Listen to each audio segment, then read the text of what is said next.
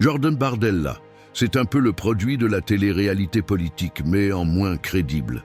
À peine sorti de l'adolescence, il se retrouve propulsé sous les projecteurs comme l'un des grands leaders d'une droite radicale, soi-disant patriote.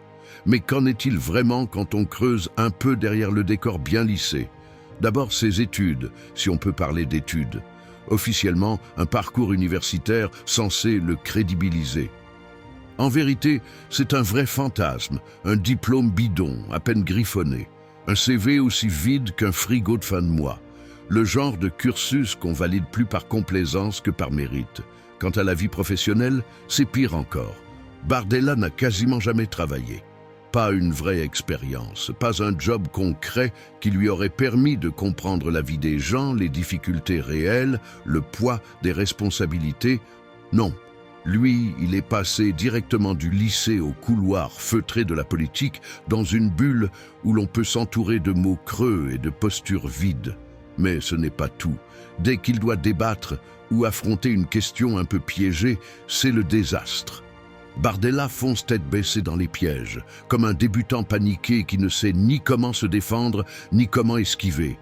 Il bafouille, il vacille, il cherche ses mots, perdu dans un labyrinthe d'incohérences qu'il n'a pas lui-même creusé. Et puis, il y a ce paradoxe qui lui colle à la peau, ce défenseur de la France qui brandit haut et fort la menace du grand remplacement est lui-même issu d'un mélange d'origines que la droite dure aime stigmatiser.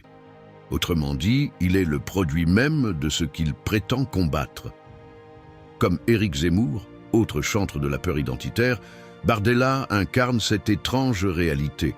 Les plus virulents défenseurs d'une France pure sont souvent eux-mêmes issus de l'immigration. C'est là que réside la véritable ironie ou la véritable tragédie du discours d'extrême droite en France. Ce grand remplacement, le vrai, il est ici, sous nos yeux, pas dans les fantasmes xénophobes. C'est la montée de ces figures politiques qui, n'ayant jamais vraiment connu le quotidien de la plupart des Français, se font les porte-voix d'une identité figée, d'une nostalgie irréelle, alors même qu'ils sont le fruit d'un métissage et d'une histoire d'immigration. Jordan Bardella, c'est la caricature parfaite d'un pantin politique fabriqué pour incarner une peur qui ne touche que ceux qui la dénoncent. Un spectacle absurde où le défenseur de la France est lui-même l'évidence vivante du changement qu'il prétend combattre. Alors que reste-t-il? Un homme sans bagage, sans expérience, sans maturité politique réelle, qui avance à tâtons dans un univers de débat où il se fait régulièrement déborder, incapable de s'extraire des pièges tendus par ses adversaires. Un personnage de théâtre tragique dont la crédibilité s'effondre à chaque parole et dont l'unique talent semble être d'incarner le paradoxe et l'absurde de l'extrême droite française contemporaine. Poème, Jordan Bardella.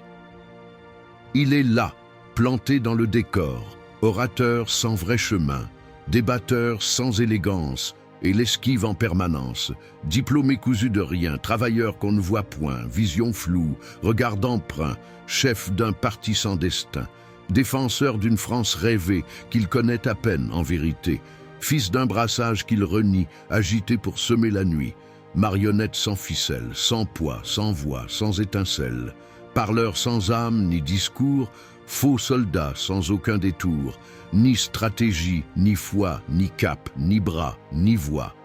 Juste du vent mal contenu et le vide mis à nu. C'était Jordan Bardella. Le vide debout sous vos pas, l'écho d'un espoir mal lancé, l'erreur que personne n'a osé effacer,